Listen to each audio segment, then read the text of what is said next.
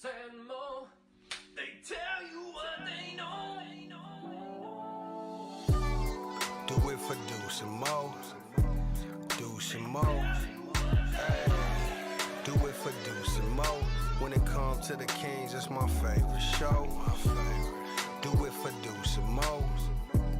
Deuce and Mo. Hey. Do it for Deuce and Mo. When it comes to the Kings. Big hopes and dreams as we cover our kings. Never cover the kingdom, but we loving our kings. And we covered your prayers as we doing our thing. Big Deuce with the par, Lil Mo on the screen.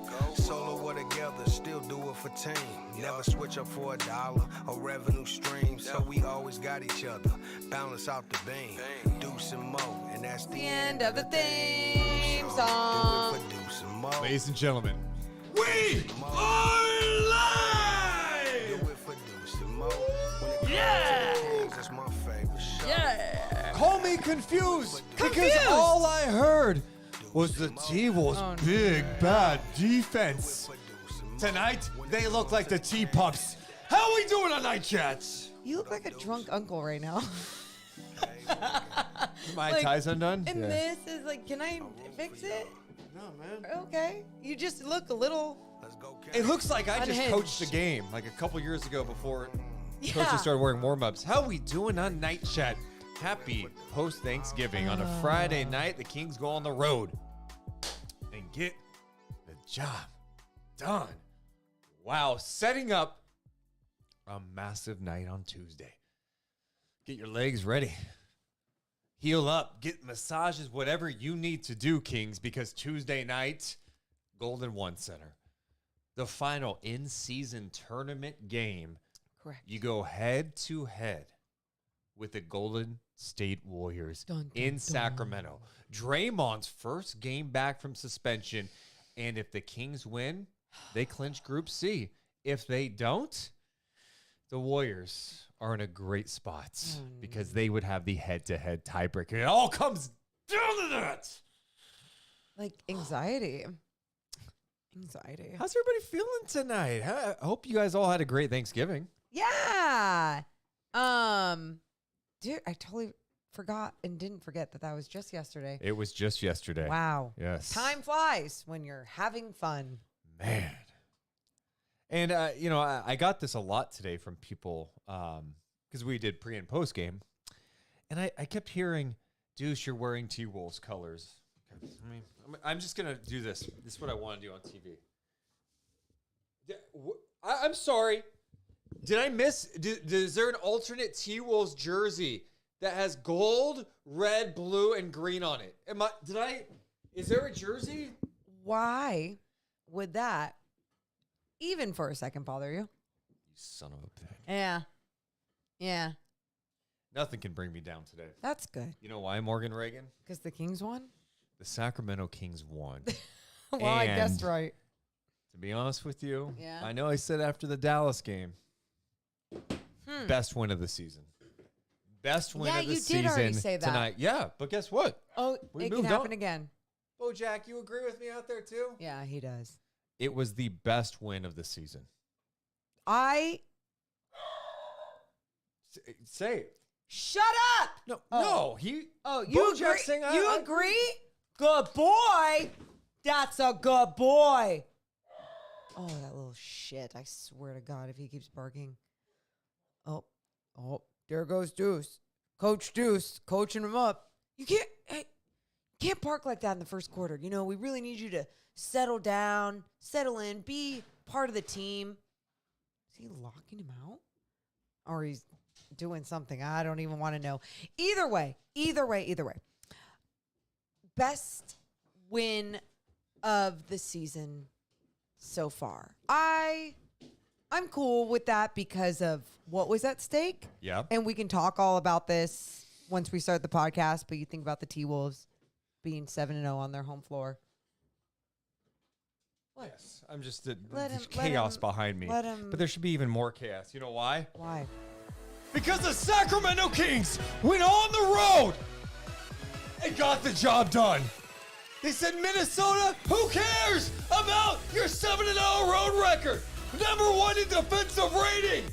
Who cares that 6 of your 7 opponents on the home floor were down 21 or more in a game? The Kings came to town and kicked your ass! Yeah! Yeah! Oh! And bring on the Warriors! Because, Yeah! as my dear friend MJF would say, What would he say? Golden State Warriors, we're better than you, and you know it! Oh, it's good to be back! They haven't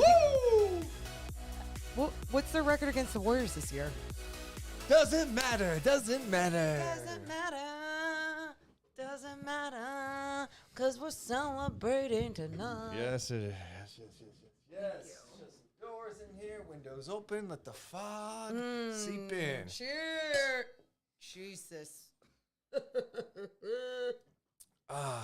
Appreciate everyone giving us feedback on being on TV tonight. And You're so kind. I got this from, I think our stats guru, Will Z, pointed this out too. Kings are now 2-0 when Deuce and Mo are doing pre and post. Did this Will year. Z really? He should. I think that Will Z stats. Check it out. Will Z stat. Check him out. He definitely put that one out. Oh, Thanks, Will man. Z. Seriously though, thanks for all. Jesus, Deuce. It's the fog machine. No shit. Nice. Live podcast, huh? I can't reach. Oh, jeez, Louise. Sorry. And so.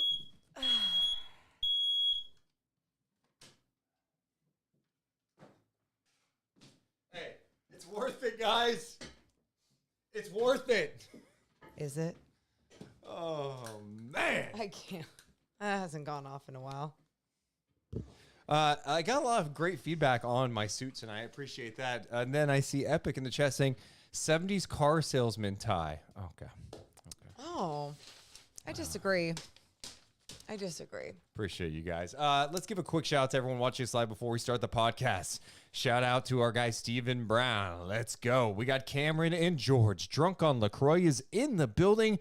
Hey, Matthias and Rob with 2 B's. Aaron is here. And don't forget about Jask and Adrian, Kings fan sneak. My guy, Bad News Sour Grapes. Not many sour grapes for you tonight, my friend. What's up, Jesse James in the building with James X. Thank you so much. Matt, not Augie, Todd. Leandro is here.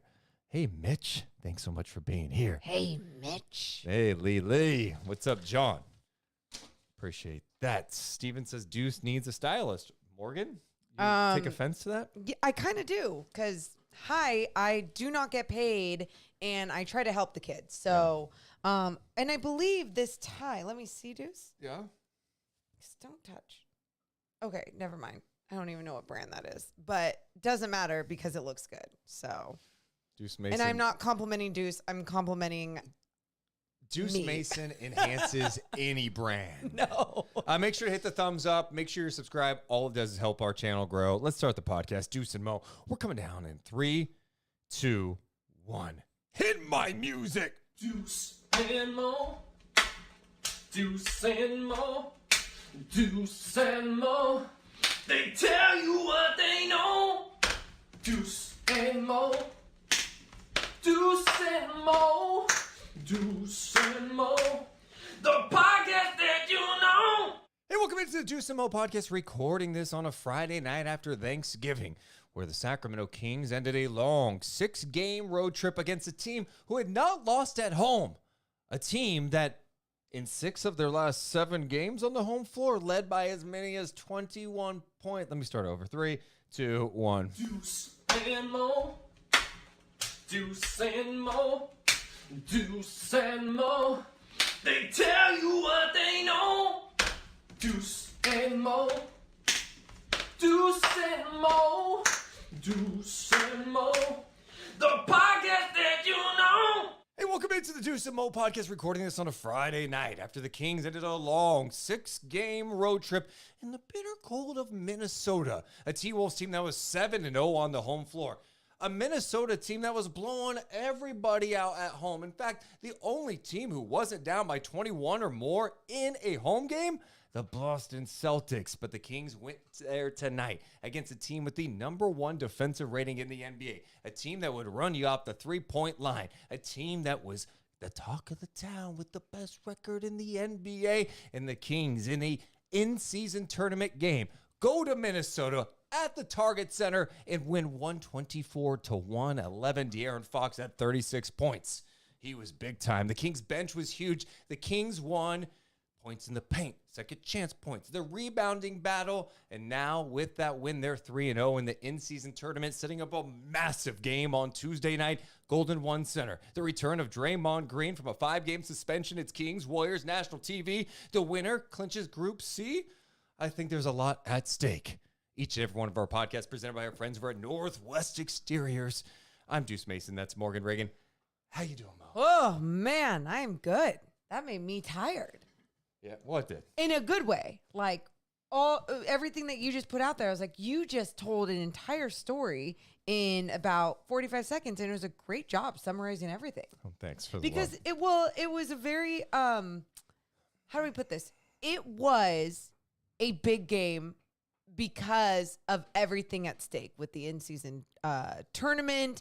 Obviously, this T-Wolves team has been playing fantastic, but has been playing fantastic on their home floor. The Kings are coming off of 2 shitty losses against the Pelicans.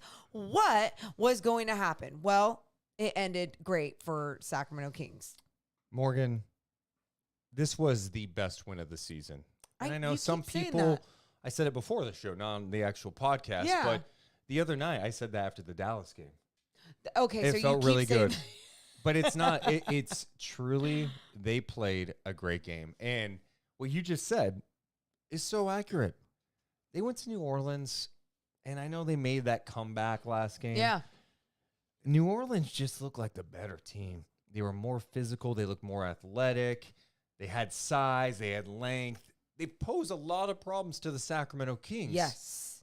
And then you're going, wait, you got to go take on the Minnesota team that has size, has length, has some star power with Ant and Karl Anthony Towns. They're playing great basketball, and they haven't lost a home game. And, oh, by the way, #1 defensive rating. Whew.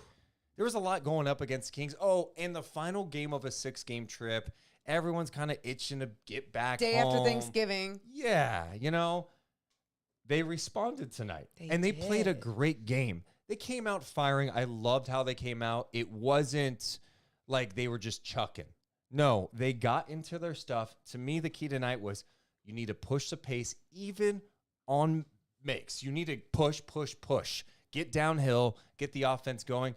And I felt like the pace was pretty good. And even in the half court, they were patient but quick with their decisions. The pace in the half court, that's right there. It was the quick decision making. It was the way that they swung the ball around. You could feel the energy in the basketball with the way that it was just going around the horn, making sure everyone was willing and wanting to initiate the offense and understood what was at stake. And what was at stake is making sure that you were going fast, getting that early offense or pushing the pace, because the T-Wolves, not a very good team in when it comes to transition defense, right? Which is surprising because they have the #1 defense. But hey, you put them on their heels. They got 2 bigs that are running behind going, oh shit, we got to get down the court. So Kings not only did a great job with that with their offense, but you look at the way that they understood, okay, what's the game plan? The game plan is that you're going to have big guys in that drop coverage. So where are we going to see things? Where are things going to be open? And it ended up being a lot of open space in that mid-range area because this team wants to run you off the 3-point line.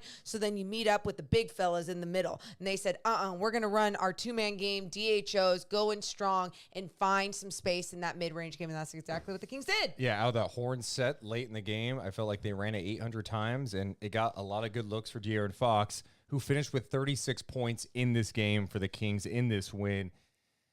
Yeah, I mean, the shot making is great. When you're knocking down shots, it seems That's like everything's better. But I just felt like they in that first quarter, they came out and they really set the tone. I thought even defensively, they were doing some nice things. The end of the quarter wasn't a great finish, especially Anderson, I believe, scored at the buzzer. And you're like, man, you felt like the lead should be a little larger, especially considering you hit 8 threes in the first quarter. Right.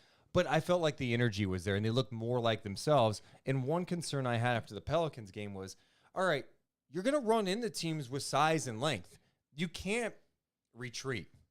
You still have to attack. Yep. You still have to at least touch the paint.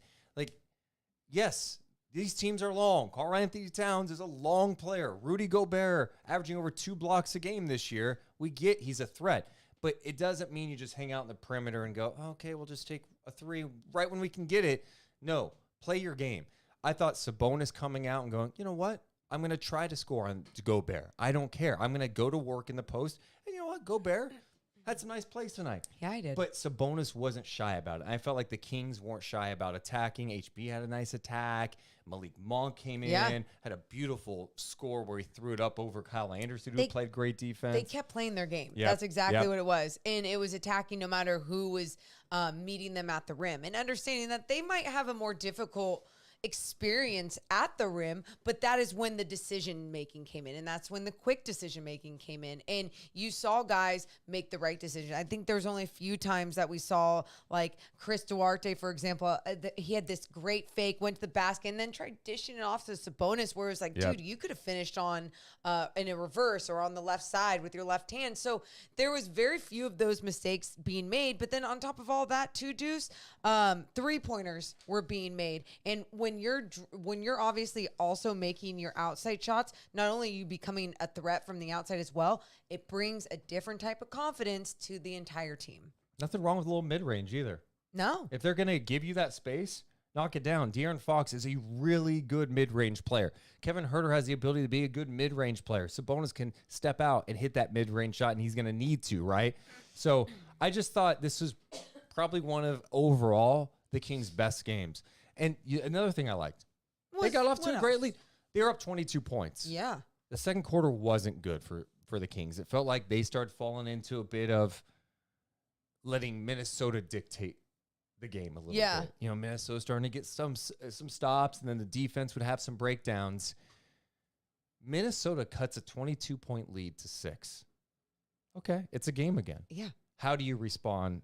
The Kings responded in a massive way in that third quarter. They got back to playing how they should play, and they played defense in that third quarter. Mm-hmm. They held the T-Wolves to 15 points. It was 22-15 in that quarter, and that was enough for the Kings. Yeah, that was a really good job with the way that they came out in that third quarter. But also, you know, I know we'll get to this, but we talked to Trey Lyles after the game, and he mentioned how they came out in that third quarter and what their mentality was after the half. And it was like, just, we can't worry about the calls. We can't focus on the calls because they weren't getting the calls. There's a lot of physical play on both ends, but when you look at the free throws, Minnesota 27 for 29 from the free throw line tonight, where the Kings were 9 for 11. Yes. So there was, and at times you saw it starting to get to these Kings players, right? You saw De'Aaron Fox getting frustrated. He ended up getting a technical, a lot of Sabonis. I mean, just the usual, right? Guys getting frustrated. And then in that third quarter,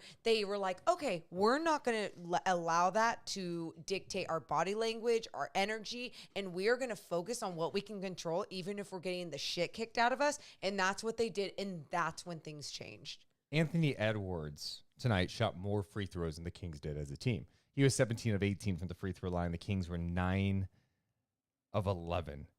What was one of the funniest moments of the game happened in the third quarter. I noted it because Fox was driving to the basket. There's some contact, and they called it an and one. It was late.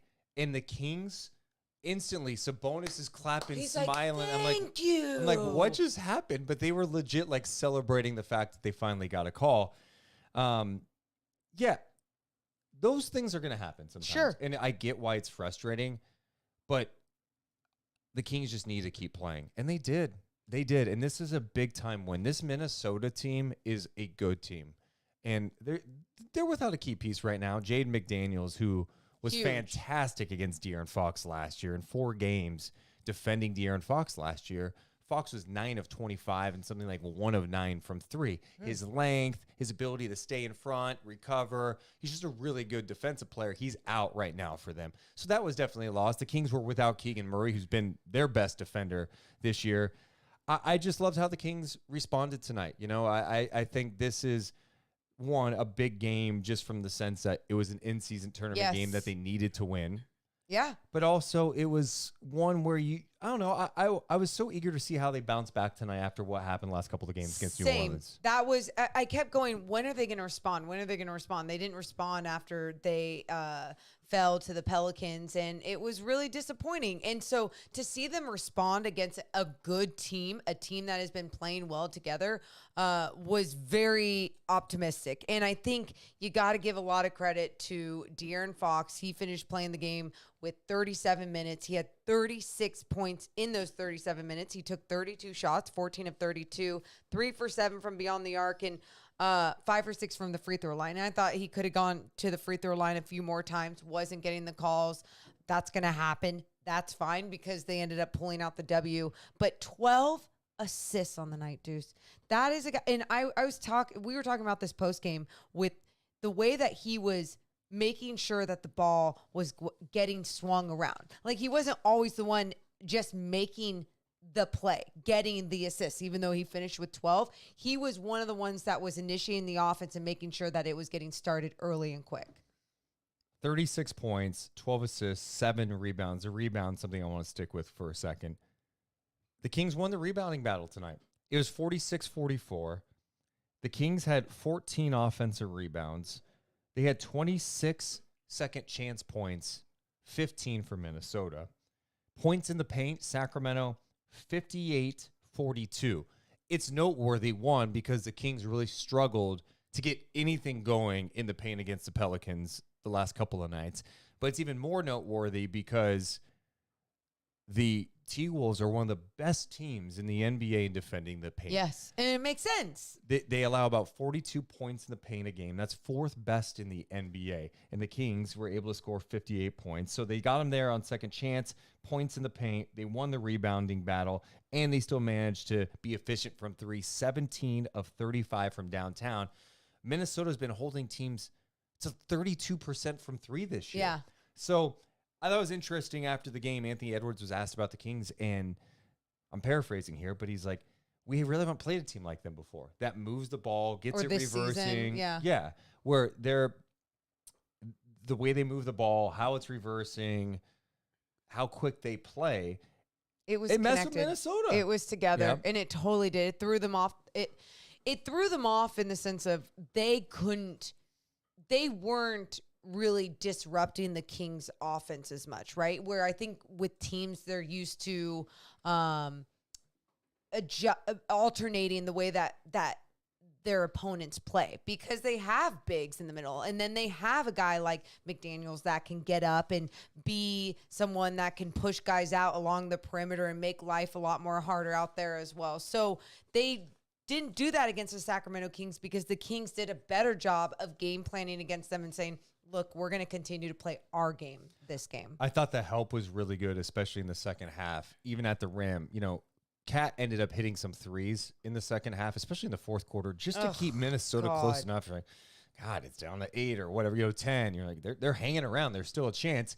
But when he put the ball on the floor and attacked the rim, the help was there. And the guy stayed vertical, and it forced Cat into some mistakes.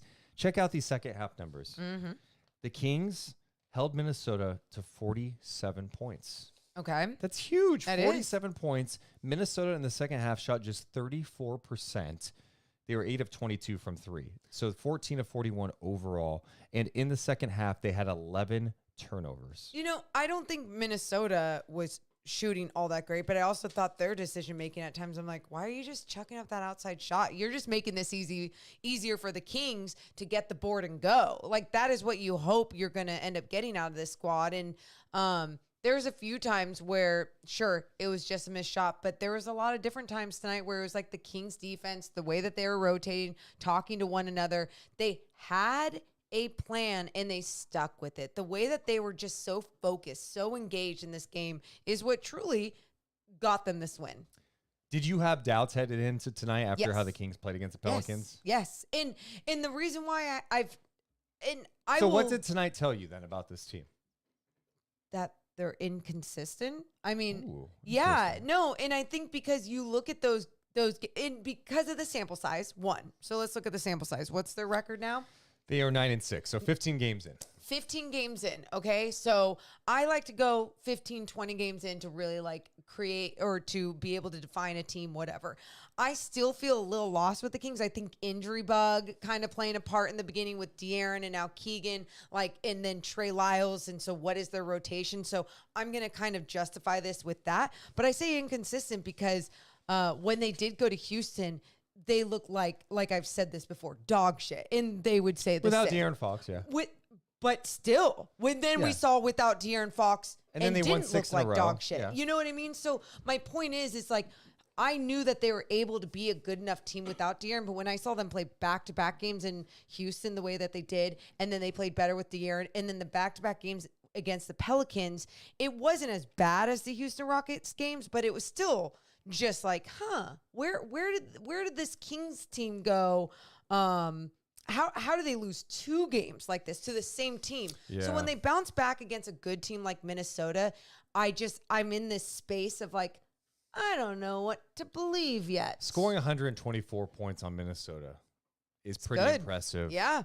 Yeah, inconsistent's interesting because, I mean, it's true. You're 100%. I think I went the other way where I was like, see, they can do this. Okay. Against a team that going into tonight, I was like, there's matchup problems everywhere. I already knew they could do this, though. I think the difference, though, is like even the Pelicans, and not to go deep dive on the Pelicans, although if the in-season tournament ended tonight, the Kings would be playing the Pelicans. If the in-season tournament ended tonight. We'll talk more about the in-season stuff later. Okay. The Pelicans just, I think defensively, they've got, Herb Jones, Dyson Daniels is really fun, right? Alvarado's just a pest. I feel like they have a little more length. Where like the size up front, like Cat's been really good defensively for them this year. Yes, not so much tonight, right? Yeah. Gobert has been really good defensively.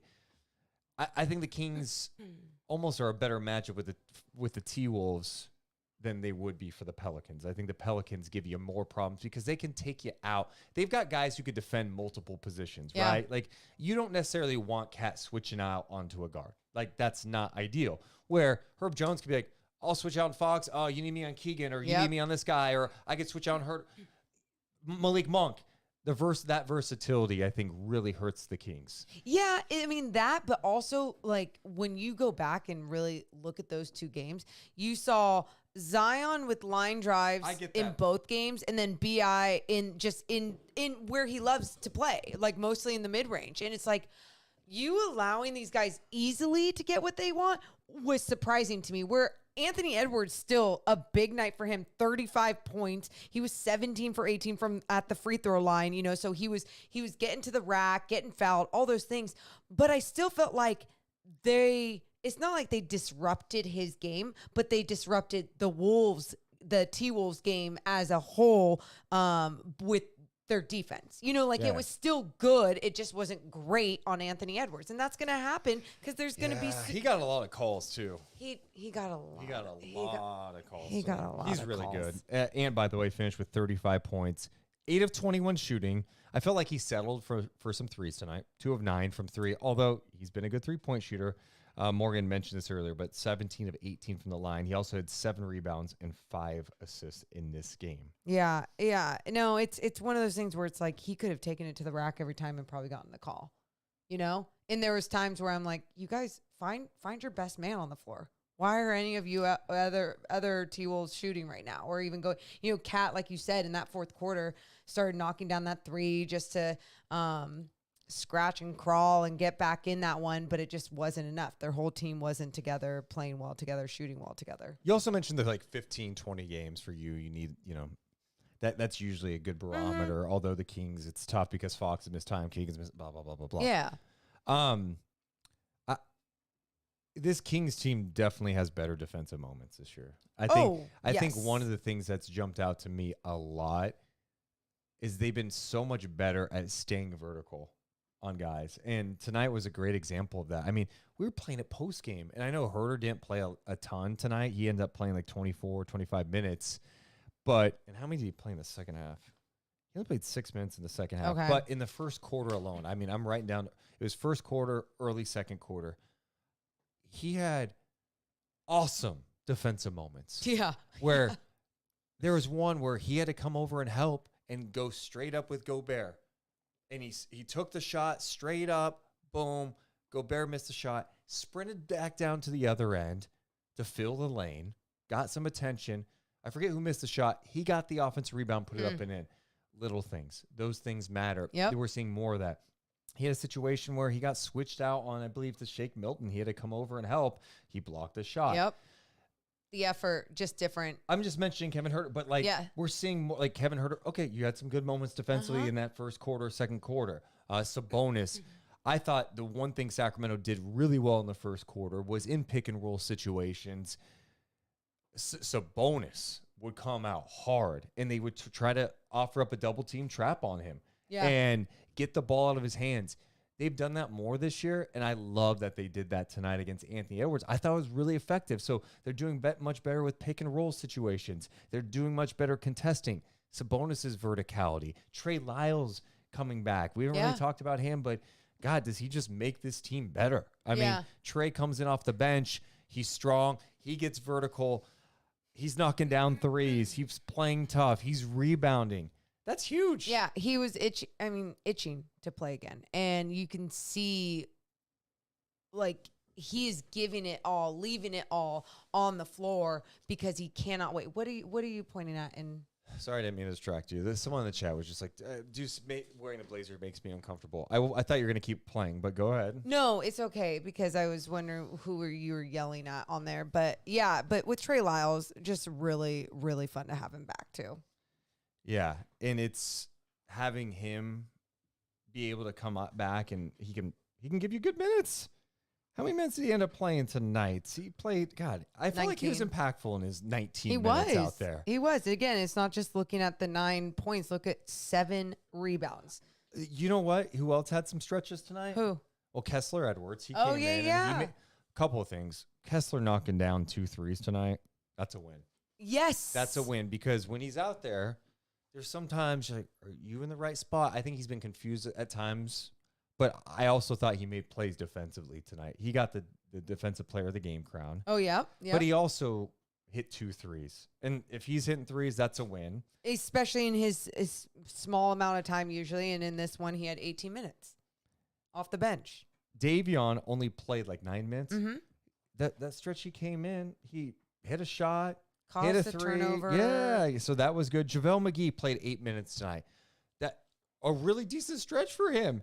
He had 7 rebounds. Yeah. He had 9 points. Yeah. Excuse me, no, he had 4 points and 6 rebounds. I was reading Trey Lyles. Lyles. But no, he had 6 rebounds, 2 of those offensive rebounds, and he was just active. He was active out there. And I was like, good. You know what? You were able to come in, give Sabonis a breather, and not do anything too crazy. He had 1 play in transition where I was worried. And he had that tough pass. We were all worried. But other than that, that was a good JaVale McGee game. Yeah. When he's under control and just kind of doing the little things out there. It's don't do anything more. And sometimes like he's feeling good about himself, but it's like, hey, one of your guards will make you better. This is a selfless team. They will make sure to share the basketball. They will make you better. So I love what we saw from the bench. The bench ended up scoring 45 points from the bench. You already mentioned the points in the paint. You mentioned some of the guys off the bench, but another guy that we haven't mentioned yet because sometimes it's like we don't identify him with the bench is Malik Monk. And he finished with 17 points off the bench. He had a monster jam. Yeah. De'Aaron had one too. And De'Aaron had one too. So and I know all their dunk contest shit is going higher and higher. Like the stakes are higher and everything for them. But 3 for 6 from 3-point land from Malik Monk. Sometimes when you look at his threes, you think back to them and you go, God, there's something about them that just give off some extra magical power. I swear, every time he knocks one down, I know my brother is like obsessed with anything that Malik Monk does, and I always feel his energy. And I think the team feels the same way when he knocks down a 3. It's just different. He's been great this year. But it's like, do you know what I mean? It'll be like, oh my God, oh my God, yeah. Like just in these moments where you feel like you need it the most is when Malik Monk is knocking those down. Yeah. Another good game for him. We haven't talked about Harrison Barnes yet. Harrison Barnes, 18 points tonight. He was 7 of 11 shooting. I thought he came out aggressive too. Yeah. And I needed him to come out aggressive. It reminded me more of that third quarter against the Pelicans. When the Kings got back into the game, it was like Harrison Barnes was going to attack. And I felt like tonight it was essential for him to attack. He had the matchup with Karl Anthony Towns, tough matchup for him defensively. We know this. I mean, Cat's got a massive size advantage. But on the other end, Harrison has an advantage too. And it's bring this guy out and go ahead and attack him. Cat, I think, had 2 quick fouls, I believe, in the first quarter too. Harrison was really good tonight. This was a great win. This is a really great win. It's hard to nitpick it. I mean, the second quarter wasn't great, but I thought they looked more like themselves tonight offensively. They were getting into their stuff. They had really strong defensive moments. And after getting punked in New Orleans in the paint, rebounding, second chance points, they responded against a very, very good Minnesota team tonight. And I truly think every time I look at the rebounds going down the list of each person, I go, all the people that played, it feels like they really made a contribution. Yep. You know, even Chris Duarte, I know at times can seem chaotic out there. He ended up with 0 points on the floor, 0 points. He was over 2 from 3-point land. When you're sometimes like, look, if you're going to not play defense, you at least need to make your shots. And he didn't make his shots. And I thought at times he still brought that energy defensively, especially being in that starting unit. So then Malik Monk doesn't have to be there, so it doesn't have to totally screw with Mike Brown's rotations. But I think with Chris Duarte at times, I'm just like, is he overthinking things? Yes. I mean, okay. Yes, 100%. Is that what it is? Offensively, he 100% is. There's just too many times. It's like, he had a little 2-man action going with Sabonis that you were talking about earlier, where he overpassed. And it's like, no, you had like 2 great looks. And Sabonis gave it back. You need to finish at the rim. That's all there is to it. Like, I think he's thinking about quick decisions. Stop thinking. Don't think about it. You just got to do it. You just No got to go hezzies. play. Go play. And that's when the Kings, in my opinion, are at their best. It's the quick decisions. It's not hesitating. And when you're hesitating, when you're worried about the size inside, you're in trouble. And, patience is fine too. Like Sabonis, I felt like had some nice patience inside where he's using some pump fakes, right? Good footwork, and then he's able to create a little bit. But ultimately, you have to be quick with your decisions. Yeah. And speaking of Sabonis, just another strong game from him. I love the way that he just was going at guys. Like we already mentioned, Rudy Gobert and everything, still finished with his double-double, 15 and 11. And he also had 3 blocks and 2 steals tonight. Yeah, just defensively, I think we talked about this post game with Kevin Huerter. We're like, God, this is a guy that doesn't get enough love defensively. And I think you sometimes see that same thing with Domas Sabonis. But he can't block a whole bunch of shots. Well, he got a few more blocks tonight. And on top of that, he contests a lot of shots. He alters shots. And he is the anchor to an entire defense that is slowly getting better and better. Morgan Reagan, who do you think the player of the game is tonight? I asked the fans that. The options were De'Aaron, Sabonis, and Monk, or Trey Lyles. I'm going to go with De'Aaron. 75% of people say De'Aaron Fox. Let's see who the Arkansas player of the game is tonight. De'Aaron Fox. Hey! 36 points, 12 assists, 7 rebounds, 14 of 32 shooting. He was 3 of 7 from downtown, had a big dunk. In 26 of his 36 points came in the second half for the Kings. Our Arkansas player of the game. You got to check out Arkansas. Kings' next home game is coming up on Tuesday against the Warriors. They're just 6 blocks away from the arena. Go down there, 10th and S. You get breakfast for dinner.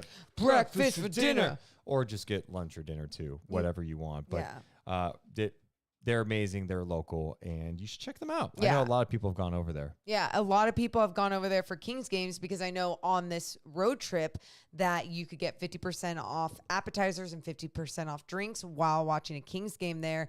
And then when they come back home, there's going to be new deals going on. So if you go to Rock and Soul before games and you have a Kings ticket, or if you go watch a game at Rock and Soul, there will be new deals coming up that we will let you guys know.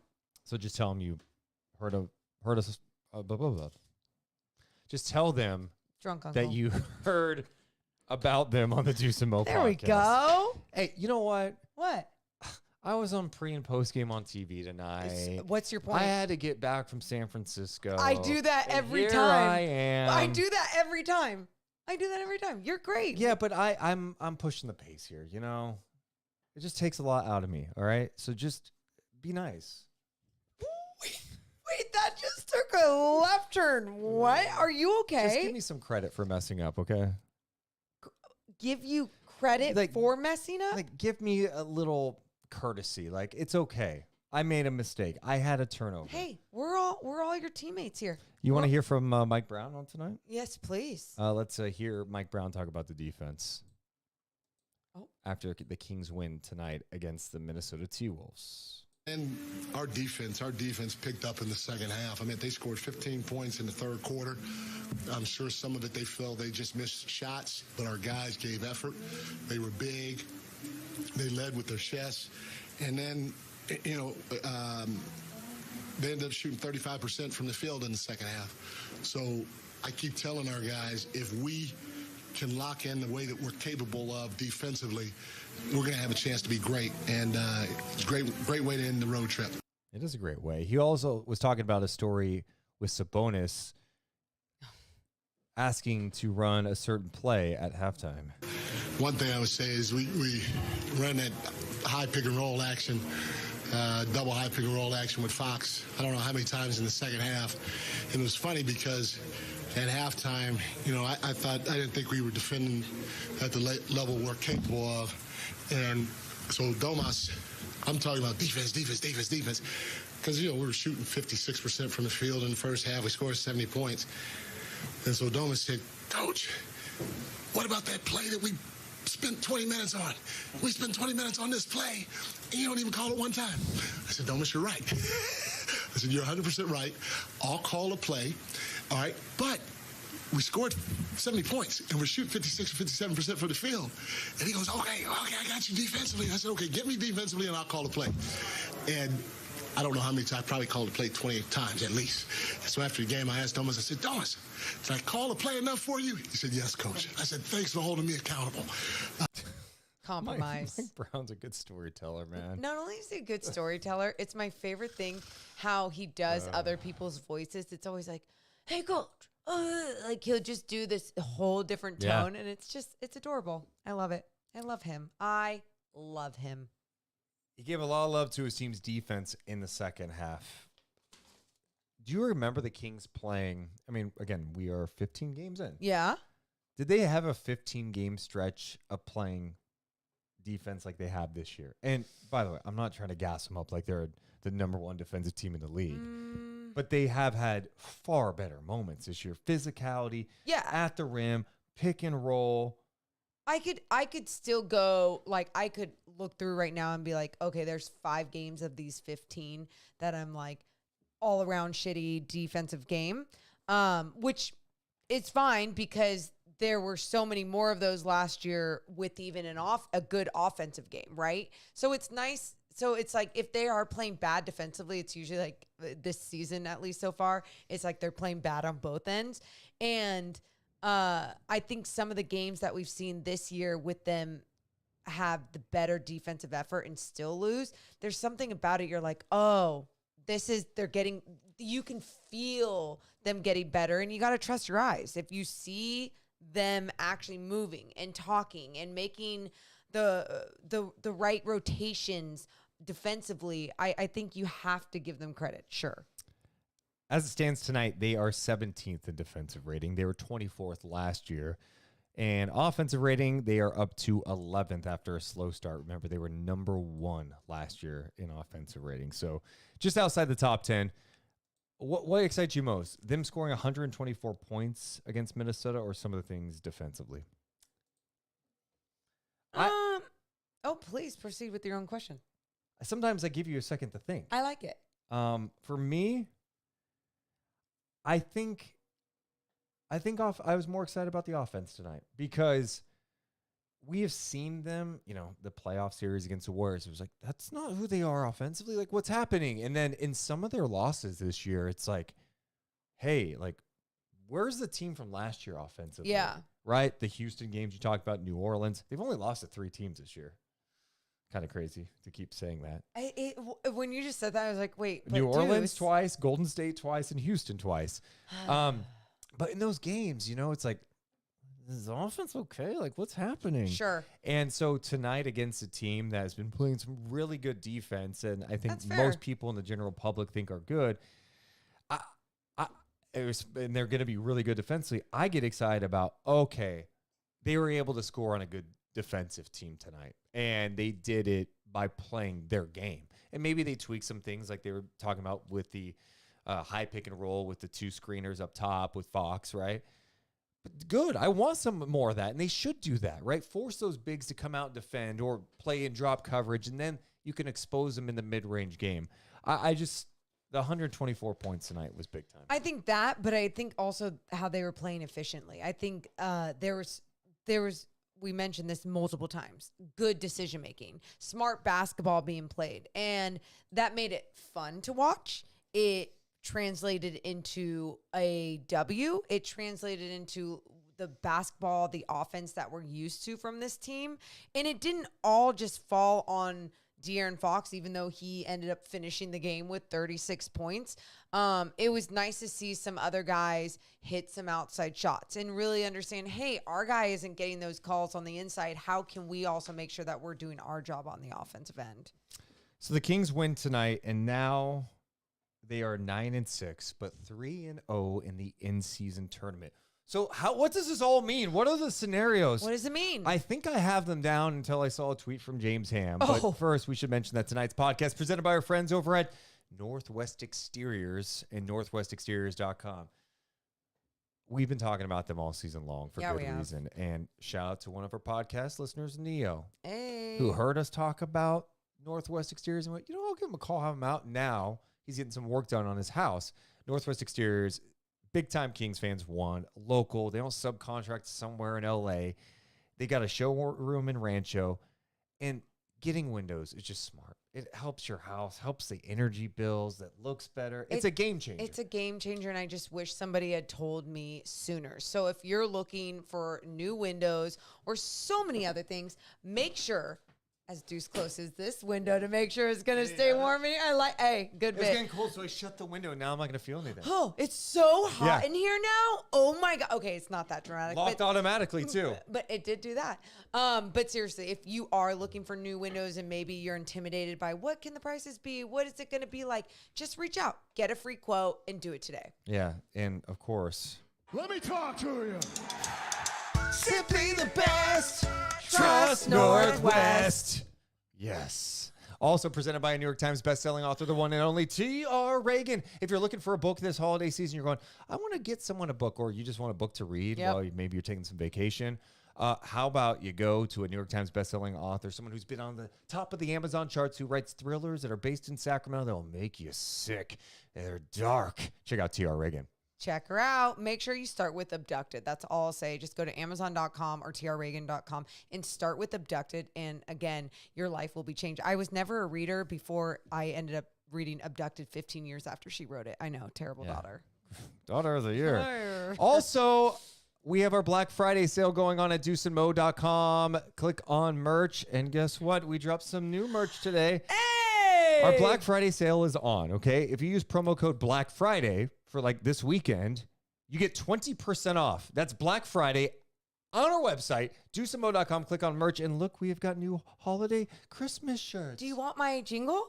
You have a jingle? For the knits. Yes, please go ahead. All right. Yeah. Oh, it's Christmas time. What a wonderful time. What a time with so many meanings. But you must admit, it's become about buying shit. So we hope you enjoy this Deuce and Mo knit. It is legit. It's the perfect fit for an ugly Christmas sweater party outfit. Here you go. Just try it. For a combo starter or a combo ender. Either way, we hope you remember. Happy holidays from Deuce and Mo. Wow. Deuceandmo.com. Click on merch. Congratulations to all you for hearing Morgan perform that live on the show. I have not heard that before. Yes, we do have Christmas sweaters up, but we have our show up and light the beam shirts too.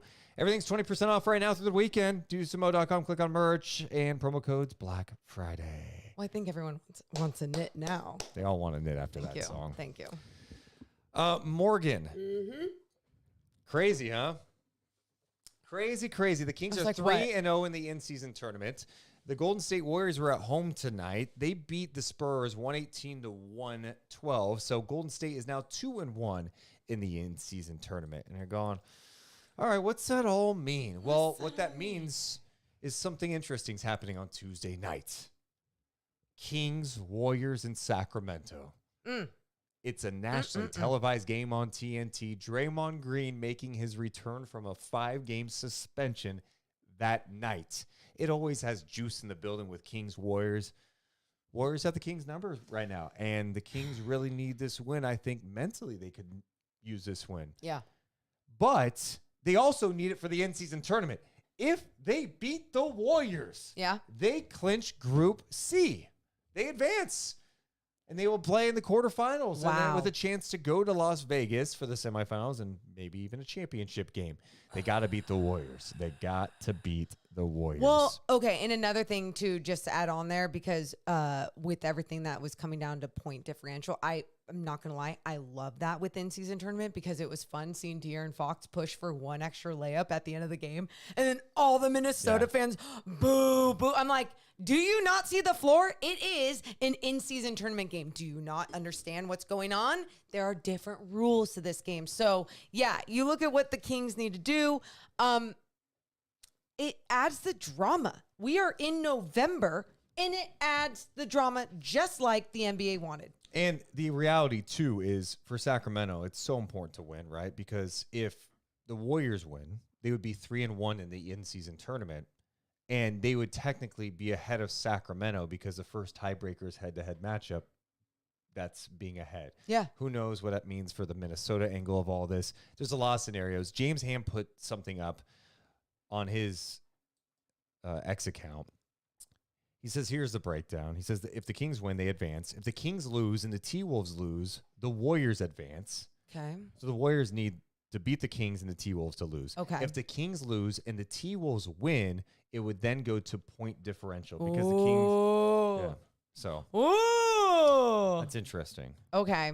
So who I know the we point don't, differential right now, Kings are 3-0. It's plus 29. Warriors 2-1 plus 5. I'm actually I'm going to say this right now. What? I may just edit this out later. Let's put it this way. The Kings need to beat the Warriors. If they beat the Warriors, they win Group C and they advance. Well, because I'm confused by James Ham a little bit. Because the T-Wolves are 2-1. Okay, so okay. If they win, they're 3-1, and the Kings would be 3-1. In my opinion, how I view the tiebreaker would be, well, the Kings won the head-to-head matchup with Minnesota. Yeah. So they would be ahead. So I don't know. Huh. I'm confused by this now. This is a problem too. One, maybe I'm missing something that's rather obvious, and I'm the idiot, and I'm annoyed by it right now. Two, the NBA maybe just needs to make this a little more clear and put out the scenarios right after games because I'm a little all over the place with this. Same shit kind of happened with going in if the Kings clinched a clinching. playoff spot, and I remember it was so confusing. Mm-hmm.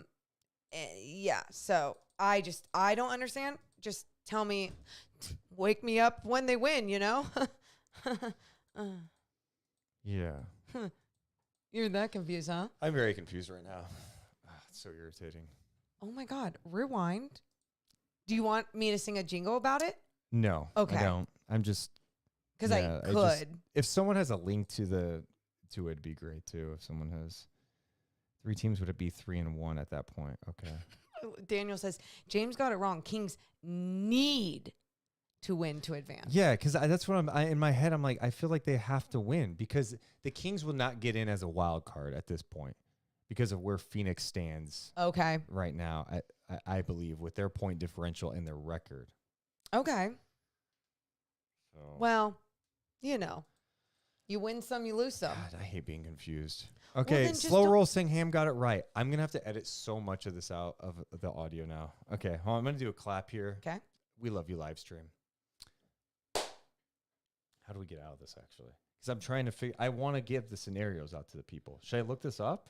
Yeah, just look it up. Okay, let's look Well, up I mean, clinching. why We're not? live hanging out together. Yeah, Might as well get like, this it's right. a Friday night. Let's kick it. Kings, let's go NBA clinching scenarios. Dude, and while you look this up, let me just tell you. So, as Deuce and I are doing the pregame show, there's all these clinching scenarios that were popping up on our screen.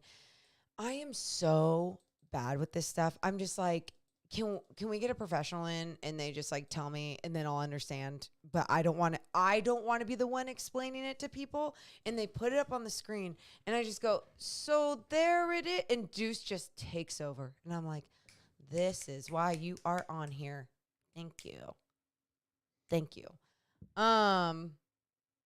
Do you have anywhere else to look it up or are you just going to look it up there? No, because some people are saying Ham is right, but God, it's just a very complicated. Okay. Because then he even notes if there's a tie, then it gets complicated. There is a way in which the Warriors beat the Kings by 12, which would tie their point differential at plus 17. If Minnesota beats OKC by 20, then they would all tie at plus 17, and it would go to total points in the group stage. You weren't listening. No, I was seeing if anyone texts us. Yeah, that's crazy. Okay, here's what we're gonna do. You're gonna clap again? Yeah. Okay, I love it. Yeah. No, I love it. Okay, hold on. This is for the audio later. Okay. So next up, it gets interesting. Morgan Reagan, Whoa. Kings-Warriors, Tuesday night in Sacramento. The Warriors are off until Tuesday. The Kings are off till Tuesday. So much rest. Draymond Green returns from a 5-game suspension that night in Sacramento. The game's on TNT, and it's the final NBA in-season tournament game for both squads. If the Kings win that game,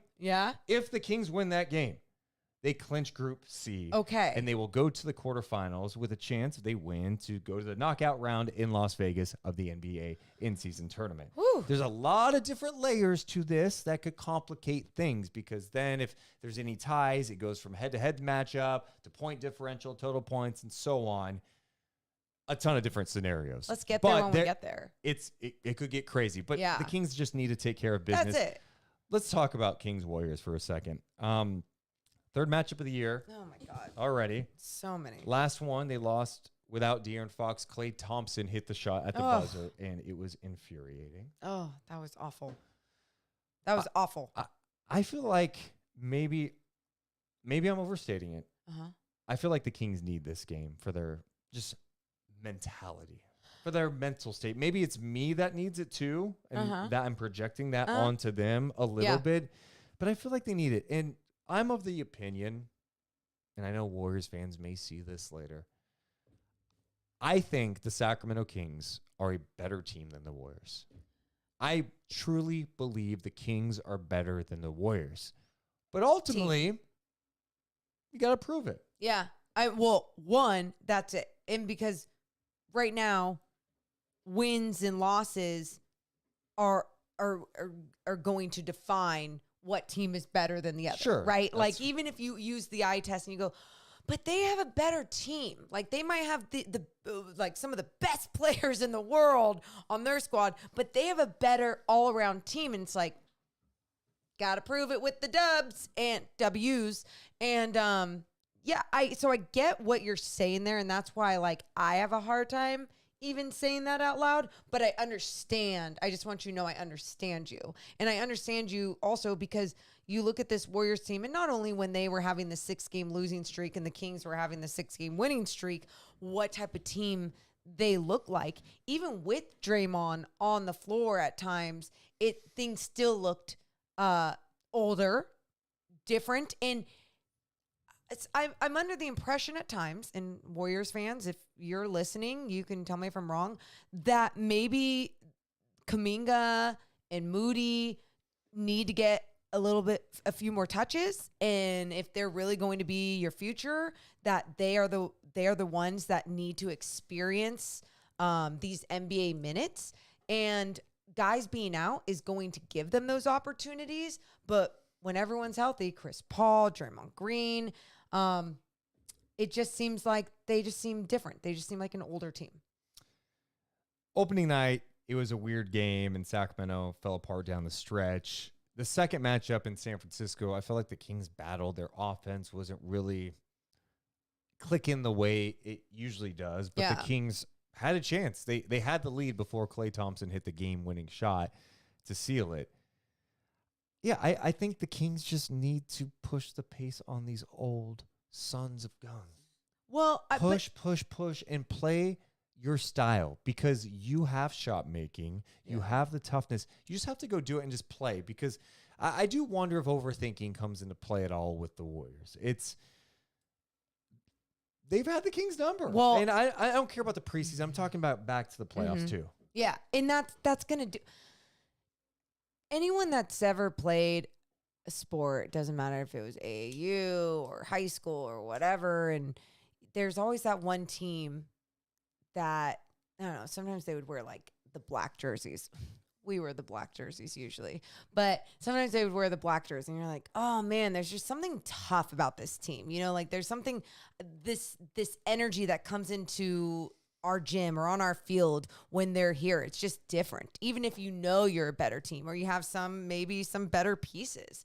But it becomes a mind game. It becomes something where the big brother, if you want to call it that, because that's what everyone always calls it, the big brother and the little brother in Northern California, is always going to be able to find a way to mentally F with you and to have more confidence than you and to have that experience that carries them in late in games like a fourth quarter to knock down a big shot or in a big moment. You know what I mean? And to find a way to just pull out the W. I don't know. Does that kind of make sense? No, I get it. I think one encouraging element from the last time they played is they did a decent job on Steph. They really did. Now, one of the guys who was pretty good on him was Keegan Murray. Yep. And Steph's still going to get his because he's Steph freaking Curry. We get that. He had 35 points tonight against the Spurs. But Keegan's been out with the lower back soreness. Yeah. Apparently that happened in the Dallas game. And then he came back the next game and then left at halftime. Did not play in the second Pelicans game and did not play, of course, tonight. Now you're wondering, with a few days off, okay, like, could he be ready for Tuesday? And I'd like to think so. They're suggesting it's not a serious thing, and with some more days off, I think he'll be good to go for Tuesday. Agree. So that will be good for the Kings to get him back in the fold. And you know, Trey Lyles missed the first two matchups, and Trey Lyles was really good against the Golden State Warriors in the playoffs. And I think playing him more, especially in some smaller lineups, could be beneficial. Dude, the NBA gets accused a lot of being scripted. This matchup feels scripted, right? It totally does. A Tuesday night, nationally televised game on TNT. Draymond Green, who's been suspended for 5 games. The last time we saw him, he was choking out Rudy Gobert, is returning to take on the Kings in Sacramento. Ernie, Shaq, Charles Kenny going to be talking about the game. Oh, it's an NBA in-season tournament game that has meaning. Because some of these may not have meaning, right? This game has meaning. It's Kings-Warriors. It's Sacramento. There's a rivalry. Dude, the atmosphere is going to be insane. I'm getting amped up playing. I'm talking about it right now. I can tell. Oh, my gosh. Are you sweating a little bit? I need this win Tuesday. No. Don't do that. Because you said that tonight. You already said that tonight. You said that when we were at the NBC studios. You were like, I need this win for me. And I'm like, oh. Yes. Here he goes again. Yes. And the Kings play, it's kind of crazy. Of course, you get all this time off, and the NBA goes, all right, we'll give you the Warriors on Tuesday. When are we going to have you play again? Oh, how about the next night against the Clippers at home? Like, oh, wait. what? And then a couple nights after that? Oh. The Nuggets. I'm not going that far ahead. Okay. Not going that far ahead. But no, I think I need to see the Kings play well and win at home against the Warriors. I think the other thing that is worth noting is, you know, the Kings have played 15 games. 10 of those games have been on the road. Which is surprising. When you say that, it's like, wait, but a lot of them being in California, it feels like, right? Lakers, Warriors. Yeah, no, it's wild to think about. Yeah, but they played in Dallas, San Antonio, New Orleans, Minnesota. Yeah. Houston. It's a lot Yep. of Texas. They've been Yep. to Texas a lot. Yeah. So no, I think if you look at what they were doing last year in home games, and then this year they're playing much better already in their few home games, I believe. Yeah. Portland win. I think their only home loss, I could be mistaken, I'm going to say this out loud. I think their only home loss was to the Warriors. Okay. Which is a much better start on the home floor. Yeah, so they lost that home opener to the Warriors 122-114. They beat Portland, OKC, Cleveland, Lakers. and the Lakers. Yeah. Okay. So they're 4-1 at home. Yeah, playing much better on their home floor, and yeah, I think it's gonna be a fun game, and I think it's one of those games where you can't, if you do have a different mentality because you are taking on the Warriors and it's a TNT game and all these things, how are you channeling that energy, right? Like, how are you channeling those nerves? It's just important to not overthink things and play your game, be smooth, and do what you can do best, and that's run the hell out of the ball, and especially run on this Warriors team that steps up whenever they play you. They're going to be extra amped up. Yes, Draymond is going to be ready to go, which honestly could be a good thing if he comes back and he's a little, I don't know, maybe he's calmed down over 5 games. Yeah, he won't be overamped. He's going to be locked in, isn't he? He's going to be locked in. It's going to be one of those games where he goes, okay, I know it. I got to be locked in. And he's going to do some good things. He's probably going to move the ball around well. And I just want the Kings to not get, I think sometimes at home, especially it happened last year where it was too chaotic. That's what I'm saying. It's like, yeah. don't go for the home run plays and you're trying to get the pop from the crowd so you take a 3 that's probably not good. Like, no, the crowd will pop for a hustle play if you just play the right Yep. way. That's all you need rebound. A freaking rebound. Morgan Reagan, we need to get to the Sharif Jewelers moment of the game. Oh, okay, So, I got mine. Most of you guys know we are taking a moment and writing it down on a Post-it note. We're putting it into the big Sharif Jewelers moment jar. Yeah. And at the end of the year, or maybe All-Star break, we'll pick some times to like pull one out and go, dude, remember this? Because we have to do a better job at remembering the moment throughout the season, the highs and the lows, right? So tonight, there's a lot of highs. If you have any ideas in the chat, let us know. But Morgan has one. Go ahead. De'Aaron's dunk. I thought that was so fun, so great. Mike Conley was like, should I come over? No, I'm not going to come over for this one. I just thought the way that he really turned it on, threw it down, there was something really fun about that moment for me personally. I thought one of my moments of the game was Kat like falling on the ground trying to draw a foul and just laying there, like pouting. Deuce. Is that not? That's your biases. No, I just thought that was No. an interesting moment of the game. No. I like the Fox one. Okay. If we have any others, moment of the game tonight, we should also, I'm just going to Note that we did the game together. I was noting that. Okay, hell yeah. 2-0. 2-0, baby. Let's see. Yeah, I mean, Fox dropped 36. He dropped 36. It's Fox, dude. Fox dunk. You're going with the Fox dunk? I'm going with the Fox dunk. Let's see. It's And he had 36 points. Okay. oh, I think the 36 points. But you know what? But also add the 12 assists and 7 rebounds. That's a good one. The Sharif Jewelers moment of the game. We're going to go the end of a 6-game trip. Deuce and Mo takeover on NBC Sports California, where the Kings are 2-0 when we're on there. And the Fox dunk, he had 36 points, 12 assists, and 7 rebounds. I love it. And Rob, appreciate your comment too. That made me smile. All right. You know who else makes you smile? I do. Let's check in with him. Happy Thanksgiving, Coach Nick. What's up, dude? Hi, Deuce and Mo. What's going on, Hi, dude? Nick. Why not win tonight? Why not light the beam? Why not light the beam? Why not light the beam? Fire the laser. I like that you have all of your best hits ready to go. Why not win tonight, Morgan? Why not win tonight? Why not win? Why Nick, not light the beam every single game? Why not win every single day, every game? Why not? I don't think she can answer it. There's no honestly, reason. there's no other, like, why not? I tried getting Deuce to answer one of my questions on the post-game show, or actually during the half. I said, Deuce, if you were the coach in that locker room right now, what are you telling them to do in that second half?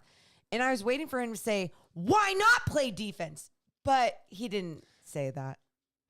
Why not play defense? Why not light the beam every day of the game? Nick, I have a question.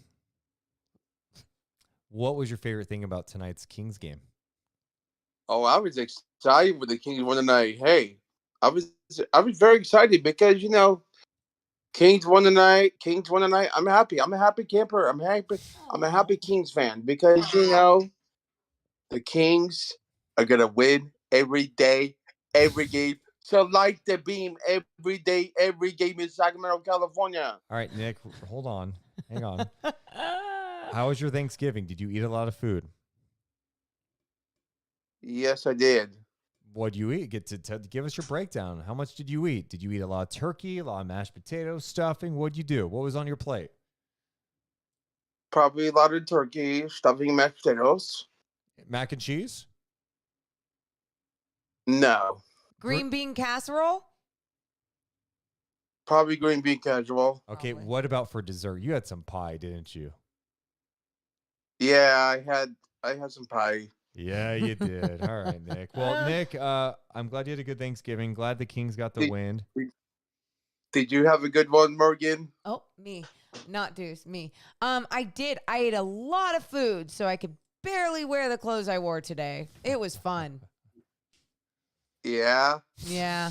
Hey, so our next game is the Warriors. Yep. We're gonna beat the Warriors. Why not beat the Warriors? Why? That's what we needed to hear, Yes. Nick. All right, Nick. Sleep beams, okay? Why? Hey, sleep beams, Deuce and Mo. Sleep beams, There's Nick. There's Nick checking in. He's just placed the hits. Now he knows it Yeah. too. He knows. I mean, it. if hey, if that's your game, I know. play your game. Get people to pop. Yeah. Get people excited. Why not get people excited? Why not? Are you nervous for Tuesday? I'm excited. I think when the Kings lose, I'm very much about seeing progress. And I think that Warriors game that they lost when Clay hit that final shot, I don't think he's hit a shot since, believe it or not. it's crazy. Messed up. That's messed up. No, That's messed it's up. insane. Don't be Yeah. mean. But my point is, I really enjoyed that game. And like, I know it was a loss, and everyone's like, you can't enjoy a loss. No, I can. They battled. They did it without was a De'Aaron fun Fox. basketball game. Now, that's not how I want things to end for the Kings all the time. But if I am going to spend hours consuming basketball, I want it to be good basketball. So, I just get excited for that kind of stuff. Yeah. One other note. So the Stockton Kings had a game tonight. Oh. And, most people know this. I do play-by-play. Morgan does color. And tonight, Stockton had a game. And we'd have missed the game because we were doing TV. And last minute, I think they were searching for someone to do play-by-play. And I was given a whole bunch of names weeks ago. I'm like, hey, this. And so Rob McAllister, who's awesome, does Sac Republic matches. He's done it for years. He's a pro. He's a pro. Dude, yeah. He's done a ton of broadcasting. So they hit him up. I think they hit him up today to do the Stockton Kings game, which is crazy for him to pull that off. This guy called a Stockton Kings game. He doesn't do G League. He's not like he's like locked into what's happening with the Stockton Kings. Like, dude, like it's hard to keep up with everything. Usually you have to prep. You have to do your charts. He found out today, probably around noon, 1 o'clock. The game was at 7. So then he goes down to Stockton. He does the game. I'm on the way home checking out the scores. I'm like, let's see how Stockton's doing. They were down 50. So Rob McAllister had to, last minute, do a game by himself for a team he doesn't normally call games for a league he probably doesn't really watch much. He didn't get a prep, and this guy has to be by himself. Oh, and the Stockton Kings game was on locally on K-Max on Channel 31 for the first time, and he has to call a game in which Stockton is down by 53 points at one point and lost by 50 in the game. 126-76. He's by himself. I cannot. I feel so I bad. feel so. He did text me, and he said, tell Deuce thank you for the opportunity. And all I'm thinking is like, no, we know you're a professional, and we threw your name in the hat. Like, yeah, you're good at this, and. Dude, big ups to him. It totally made sense for him to do it, but my God, the fact that he had to do it by himself, not with the color analyst that maybe could like fill in the gaps. A color analyst that maybe knows what's happening with the team now that could be like, hey, just a heads up. Like, he flew in blind. Even for you, like you would have at least been able to be like, and we didn't hear his call or anything, but you would have been able to be like, oh man, if you're by yourself, you would have gone to maybe even like how the Kings are playing the Minnesota Timberwolves and how that game went, because it just would have been so boring calling a 50-point loss. I brought this example at Morgan. If I got a call and they're like, hey, you interested in calling a soccer match? And it's, when is it? Tonight. Oh, it's in like 4 hours. Okay. That's a lot, dude. Prep. What? Okay. I need all this. Who's my analyst? Oh, you're actually by yourself. I would not be able to do that. No. So major love to Rob McAllister. Congrats, Rob. Who guaranteed crushed it. Yep. But crushed it under circumstances that I don't think anyone would be able to. Most people would be able to. handle. So major love to him. Major love to him. Doing a 50-point game in general sucks, but doing what? We'll be catching up on the game tomorrow as some of our prep leading into our game tomorrow night for the Stockton Kings. I'll be the color analyst. Deuce will be the play-by-play voice. We will be on CW 31 tomorrow calling some Stockton Kings. So tune in. Hopefully it's a different outcome and you're enjoying us calling the game. Yeah, it better be a different outcome. It better be. Or I'm calling Rob to get his ass out there and just do it. We named De'Aaron Fox our player of the game, right? Yes, we did. Well, let's hear from the player of the game, De'Aaron Fox, because I think it's worth hearing what he had to say following this Kings in-season tournament game. Go ahead. We got a session. De'Aaron, how important was that hot start from 3 It was big for us. I mean, we've struggled against this team in the past, and being able to come out and our offense clicking on all cylinders, I think was definitely huge for us in this game. But I think defensively, what we did in the second half, I think is what ultimately won us this game. Ron was talking about you're shooting so well, but still wanted you guys to pick it up defensively. Yeah, definitely. I mean, we know that we can score with the best of them. And that's not going to surprise anybody in this league, but we know that if we want to be the best team that we can possibly be, we have to be better defensively. And I think that second half, we kind of showed what we're able to do, and we have to do it for longer stretches. Did it matter to you guys that you're able to prevent the Timberwolves from punching the group? I mean, yeah, it was definitely big for us. I mean, you see how guys are playing. You're trying to play to the end. You know, the point spread matters. Obviously, we were the top 2 teams in our bracket, so those things definitely matter, and you see it when you're out there. Did you sense sort of the kind of last surge of energy into this road trip? Yeah. Definitely. I mean, you know, we went to New Orleans, got blown out the first game. Second game, we had a chance to win, but we didn't. So even in this league, if you go 500 on a road trip, that's a pretty good road trip. But being able to leave, you know, a 10-day road trip, 4-6, I think is definitely great. Anything else? I think he meant 4-2, but yeah, that's the other thing. 4-2 on a 6-game trip for the Kings. Yeah. The Pelican stuff did not go well, but they ended the right way, and that's big. For the Kings, it's massive. You know, and I know they always say, oh, that first home game back is always the toughest for some of these guys. I feel like this is a long enough. Yes, I agree with that. Okay. This is not like, hey, you got back tonight and you have to play Sunday. Right. It's Friday. You don't play again until Tuesday. So I imagine the breakdown will be they're going to be off tomorrow. Like, think about it. Completely off tomorrow. Even the Kings, when they took on Dallas, they had come from Milwaukee. And then it was a second night of back-to-back for them, and then they took on the Kings. But where it's like, oh, you give them you can justify some of their mistakes. Where like Kings, I go, you're adjusted, you're back home, and like you said, no practice. You're thinking tomorrow. Yeah, and they'll practice Sunday, Monday. Okay, and then the game's Tuesday. Yep. So be off tomorrow. Yep. they'll get home late, and then beat completely off tomorrow. And beating off till Tuesday, that much time during an NBA season is super rare. So Yeah. it gives them time to get some rest, get back adjusted to being on the West Coast. Yeah, I don't want to hear that. I've never even understood. I mean, I guess I understand it because sometimes your body takes a second to adjust, Yeah. but this is enough time to get readjusted. I agree, even for us. Yeah. God, there was something else I thought I wanted to say with what De'Aaron was talking about, but yeah, he was really complimenting the defense again, and so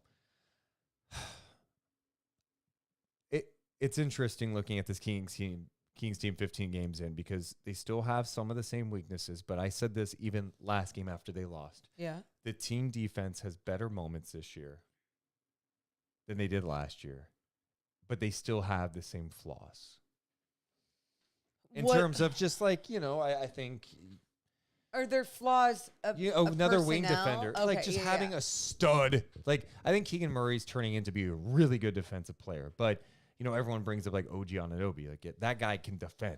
Like that guy is unbelievable defensively. Yeah. And the Kings just don't have that guy with that type of size who could defend multiple positions. And even you went, a scale below, like Herb Jones. The Kings don't have a guy like Herb Jones on their roster at this point. What's the difference between like a Herb Jones and a Keegan Murray? Well, I mean, I think Keegan is showing that Keegan for me has to just do it longer. Okay. Like I believe like a whole season. Yeah. I think he will is the thing. Now I think sometimes when we're seeing him play at a high level on the defensive end, and then it's not doing as much on the offensive end, I feel like because we've already seen his offense in that first season do what he did, it's like, oh, it's there. He's just now going to work on how to do both. And that's fine. We're 15 games in, and he has a back injury. Like, that's where I'm like, oh, I believe. I think it is smart and fair to believe that he is going in that direction. That will be the case. I don't think that's like a hot take or, I hope he can get there. It's like, no, he will. Yeah. The other thing I was going to ask you about. Yes. I remembered. De'Aaron Fox. What about him? How do you feel like he's looking in terms of moving post coming back from the ankle? He was out for 2+ weeks. I know he's commented that like it's gonna be a while. He's gonna feel it. But do you sense that it is bugging him still? Does he look the same? Well, there's like moments even during this game that I was like, is he okay? And then you just look at his stat line and you go, well, yeah. And not only the stat line, they get a W out of it too. It's not like it was just De'Aaron and then, it led to nothing. 12 assists. He was playing aggressive. He felt like he was getting contact. He was turning it on when he needed to. He had that nasty jam. Actually, before the dunk happened in the first, that was the first quarter, I believe. Okay. When he had the dunk, I think. I have bad memory. Either way, when it happened, I went, oh, okay, he's fine. Well, but see, it's not those moments, because here's what I remember as a basketball player, when I used to be a basketball, when I used to play basketball as a basketball player, adrenaline kicks in. There's my point. Adrenaline. My God. How did you get there? I remember back in the day when I was a leather basketball, but adrenaline can kick in and you look like yourself. Everything's fine. You push through. It doesn't mean that you re-aggravate or injure it because you push through.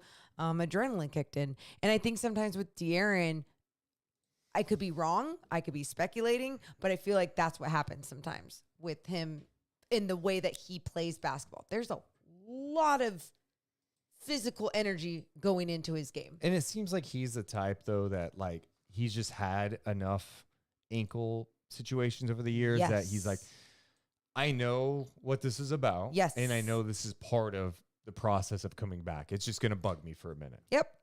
I'm with you on that.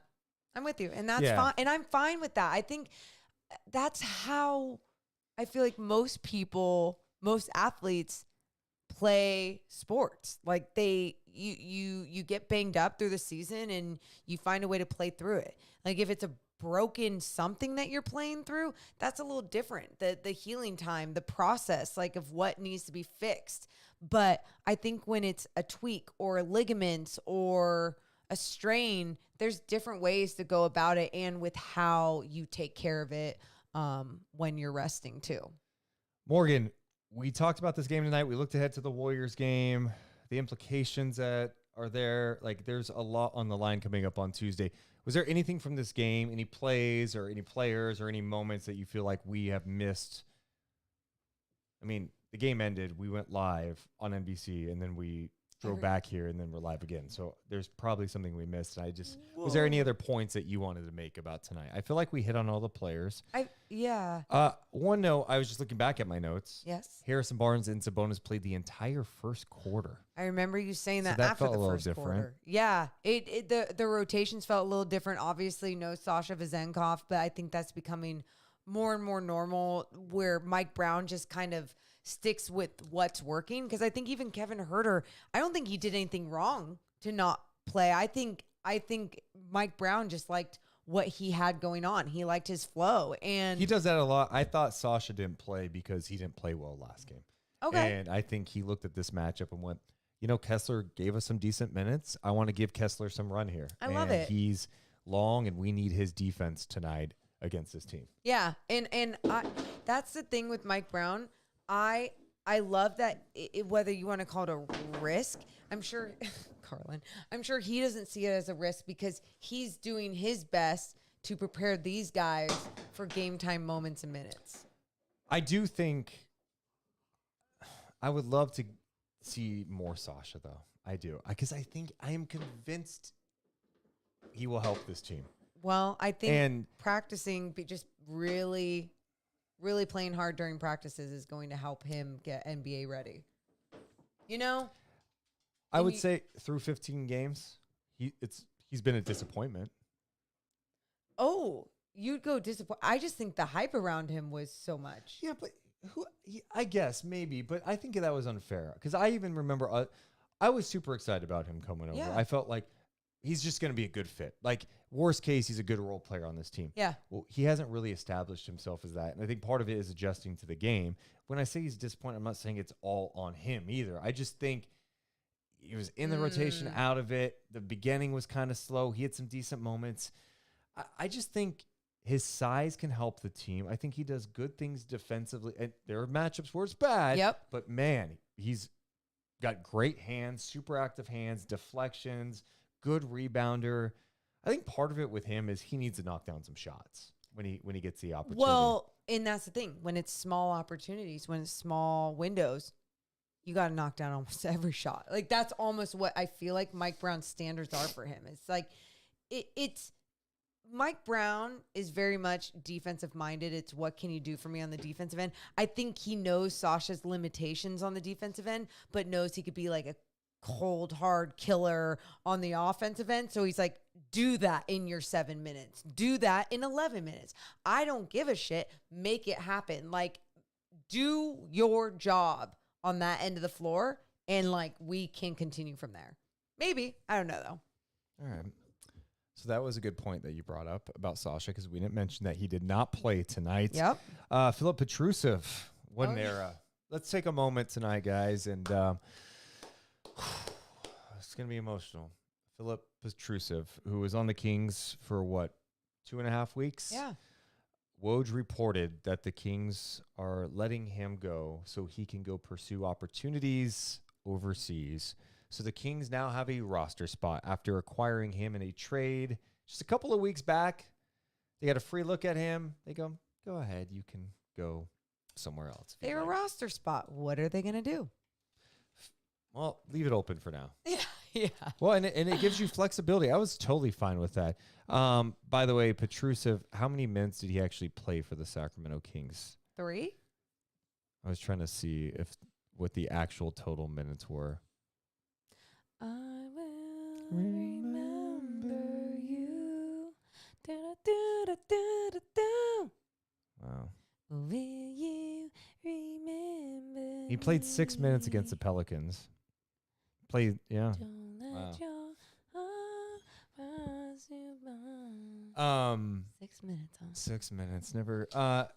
they have the roster spot open now. So it gives them, like I said, flexibility. If they made a trade, they could add a player, without waiving one. I like that. Love it. They could also. What? Our guy's still out there, man. Who's our guy? Terrence Davis. Like, who is it? Whoa. TD. Just for vibes? Doesn't it feel, vibes feel a little off now. Bring him back. It's If okay. I'm TD, We can talk about it. I'm more like. Honest question. Yeah. How is Terrence Davis not in the NBA? Yeah. He's good enough to play in the NBA, right? Well, he's not even playing right now anywhere. Like we just heard Jalen Noel from the Stockton Kings got picked up by Memphis. And I go, how is that not does he have the right agent? Do we need to be his agent? I don't know. Maybe he doesn't want, I don't know. Maybe he's looking for a really specific opportunity. I don't know. I'm stunned by it. I just think he's good enough to be on an NBA roster. I agree. But I agree. In all seriousness, that final roster spot, you can just leave it open for now. If you want to take a look at someone, it's not going to cost you a lot, sure. But ultimately, it's good to have that roster flexibility to have that spot just open and good to go. I'm totally with you on that. And hopefully, if they feel like there's other things that they can do to make this team better, that they do it. Well, and someone in the chat said you could just fully sign Keon Ellis and take him off a 2-way contract and give him a guaranteed contract. So, if that's how you felt about him, then yeah. Yeah, Keon Ellis still out, by the way. That's the other one who's still out. So maybe, who knows how long he's going to be out. I don't know. It's been a lot of fun. I think that's all I have on tonight's game. I'm looking through my notes. I think we got everything. I like the fact that Mike Brown challenged that play when Fox picked up his fourth. When Fox played great defense and they called that bullshit foul. Dude. Fox, with his chest, arms out, takes a shot from Cat, and they go, offensive foul would have been foul number 4. And they said foul on De'Aaron, and then they challenged it and became an offensive foul. Yeah. Yeah. Yeah. And that was a good challenge by Mike It was. Brown. It was. I'm glad he had his guys back, but on top of that, it was deemed successful. And it felt like the game was still close enough. And then the Kings really got it going. Lyles had came in after that, had an offensive rebound, then relocated to the corner. They found him in the corner for 3, and then all of a sudden it's back to double digits. The Kings end up getting back up by 16, late third. That was great to see. Yeah. I thought there was some good moments by the coaching staff and by the players tonight. And I think that ultimately, they all saw success together tonight, which is nice. A great team win. Great win. Great win. Thanks for hanging out with us tonight. We're going to be back live on Tuesday, but we're going to have content in between there. Okay. Of course, we're dropping content all the time on our YouTube page, youtube.com/Deuce and Mo. Make sure to go to deuceandmo.com, click on merch, and get a discount. Black Friday is a promo code. Black Friday gets you 20% off all of our merch. We hope you enjoy those Deuce and Mo knits. Yes. They're and legit. Morgan's a great song. Great song. She was showing off her talent today. She was singing that song. I Will Remember You. Oh, yeah. That's my go-to. Do you have any others before we go? No, I couldn't think of anything. Oh, we sang Jingle Bells earlier today. That was great. That also showed off our pipes. Totally. Yep. Totally. Are you tired? Or why are you saying that? Because I just felt, because of what you said about driving back, and I was like, I just had one stumble, and I was making an excuse for the stumble earlier, so I was using the drive back to San Francisco as an excuse. And then the tie, just I was like, even though you always do the tie like that, it was just it was adding dramatic effect to okay. I'm tired. I'm done with you. I'm done with you. It's been a lot of fun, guys. We appreciate the support. As always, make sure to hit the thumbs up. If you're watching this later, you can comment below. Let us know what you thought about the game, too. Hit the thumbs up and subscribe. We love you guys so much, but we got to go. You all have a wonderful rest of your evening. Thanks for being here. See ya! Deuce and Mo, Deuce and Mo, Deuce and Mo. They tell you what they know. Deuce and Mo, Deuce and Mo, Deuce and Mo. The podcast that you know. Deuce and Mo.